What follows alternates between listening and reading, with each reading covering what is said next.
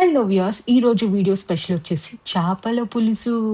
ఇంకొక స్పెషల్ ఏంటి అంటే నేను వంట చేయట్లేదు. మా మమ్మీని ఇన్వైట్ చేశాను. అండ్ తను ఒప్పుకున్నారు. మా మమ్మీ రెసిపీ మనందరితో షేర్ చేసుకోబోతున్నారు. షీ మేక్స్ ద బెస్ట్ చేపల పులుసు. మేము మా తాతయ్య వాళ్ళ దగ్గరికెళ్ళినా, మా అమ్మయ్య వాళ్ళ దగ్గరికెళ్ళినా చేపలు పట్టుకొస్తారు. మా మమ్మీనే చేయాలి అని అంటారు. ముందుగా చేప ముక్కల్ని శుభ్రంగా కడగాలి. నేను పైన స్కిన్ ఉంటే తినననమాట. అందుకని చెప్పి నీట్‌గా స్కిన్ కూడా తీసేస్తున్నారు మా మమ్మీ. నేను తినేదే ఒక్క ముక్క. ఆ ఒక్క ముక్కైనా తింటానని మా మమ్మీ తాపత్రయం పాపం. ఇప్పుడు ఈ చేప ముక్కల్లో గల్లుప్పు, కొద్దిగా వెనిగర్, కొద్దిగా నిమ్మరసం వేసి కడగాలి. నిమ్మరసం, వెనిగర్ వేసినప్పుడు వీడియో తీయడం మర్చిపోయాను. I'm sorry. గల్లుప్పుతో పాటు నిమ్మరసం, వెనిగర్ వేస్తే బ్యాడ్ స్మెల్ మొత్తానికే పోతుందనమాట. సో దట్ చేప ముక్కలు తినేటప్పుడు మనకు బ్యాడ్ స్మెల్ అనేది ఉండదు. ఇలా శుభ్రంగా 3, 4 సార్లు చేప ముక్కల్ని కడిగి పక్కకు పెట్టేసుకోవాలి. పెద్దవి అయితే 3 ఉల్లిపాయలు, మీడియం సైజ్ అయితే 5 ఉల్లిపాయలు తీసుకొని వీడియోలో చూస్తున్నట్టు ముక్కల్లా కట్ చేసేసుకొని బ్రౌన్ కలర్ వచ్చేంత వరకు వేపుకోవాలి. అలానే ఉల్లిపాయలను మాడగొట్టకూడదు. మధ్య మధ్యలో కలుపుతూ ఉండాలి. ఈ కలర్ రాగానే స్టవ్ ఆఫ్ చేసేసుకొని ఉల్లిపాయలు చల్లారినాక మిక్సీ పట్టి పక్కకు పెట్టుకోవాలి.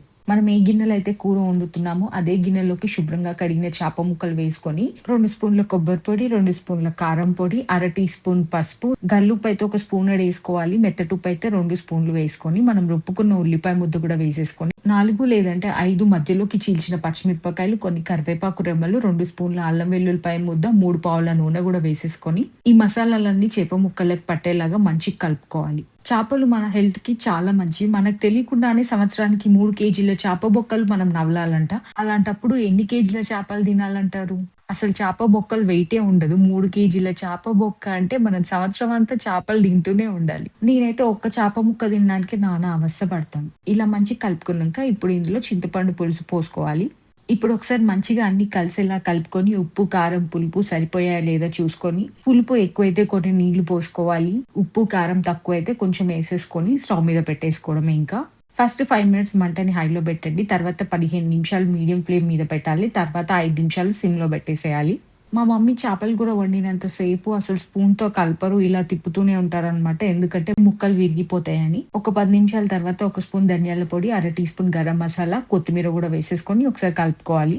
ఇంకో 5 నిమిషాల తర్వాత అర టీ స్పూన్ వేయించి పొడి చేసుకునే జీలకర్ర, మెంతుల పొడి కూడా వేసేసుకొని మళ్ళీ ఒకసారి కలుపుకోవాలి. మా ఇంట్లో చేపల కూర వండినప్పుడు మా ఇంట్లో వాళ్ళు తినడం అయిపోతది. చేతులు కూడా కడిగేసుకుంటారు. నేను ఇంకా సగం ముక్కలోనే ఉంటాను. నాకంత భయం చేపలు తినాలంటే. పుసుక్కున్న చేప ముళ్ళు ఎక్కడైనా మింగుతానేమో అని భయం. కొత్తిమీర కాడ తిన్నా కూడా చేప ముళ్ళు పోయిందా ఏమో నా గొంతులో కానీ భయంతో అన్నమంతా అయిపోయినాక లాస్ట్‌లో అన్నంని చిన్న ముద్దలా చేసేసుకొని మింగేస్తాను. నూనె అంతా పైకి తేలగానే మన కూర రెడీ అయినట్టే పొయ్యి ఆఫ్ చేసేసుకోవడమే. చూసారా అసలు ముక్క అనేది చితికిపోదు మా మమ్మీ చేపల కూర వండితే. సో మా మమ్మీకి థాంక్స్ చెప్పేద్దాం for sharing her recipe and catch you again in another video. By.